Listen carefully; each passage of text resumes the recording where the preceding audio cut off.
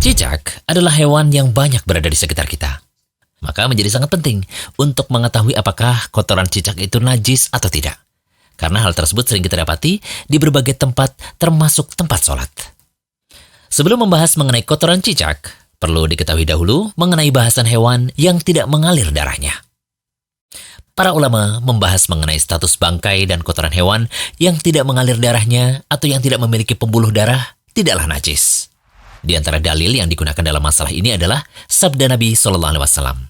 Apabila lalat hinggap di minuman salah seorang dari kalian, maka hendaklah ia menenggelamkannya, kemudian membuangnya, karena pada salah satu sayapnya terdapat penyakit, dan pada sayap lainnya terdapat obatnya. Hadis riwayat Al-Bukhari. Demikian juga hadis tentang ikan dan belalang. Rasulullah SAW bersabda, dihalalkan bagi kalian 2 bangkai dan 2 darah.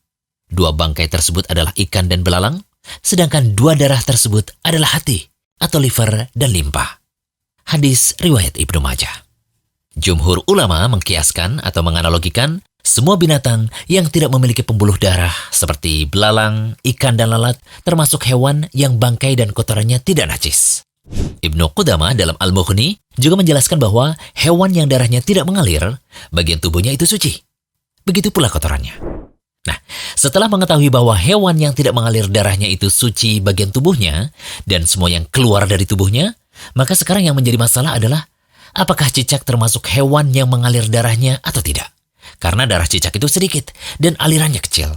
Sehingga para ulama berbeda ijtihad dalam hal ini.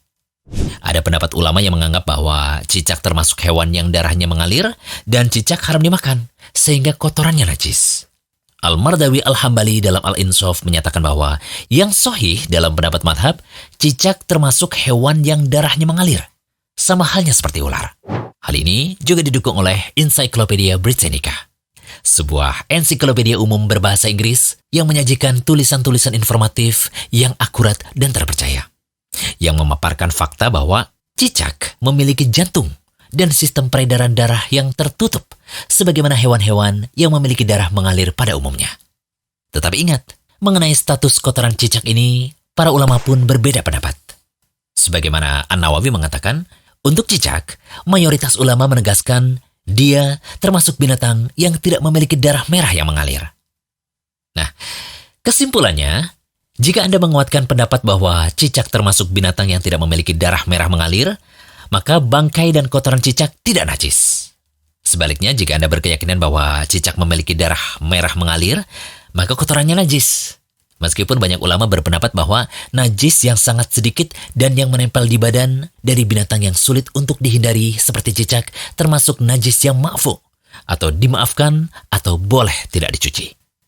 Jika Anda mau berhati-hati dengan tetap menghindari kotoran cicak pada baju dan tempat sholat, maka itu lebih baik. Wallahu a'lam. Jangan lupa kunjungi rumaiso.com. Update setiap hari, insya Allah.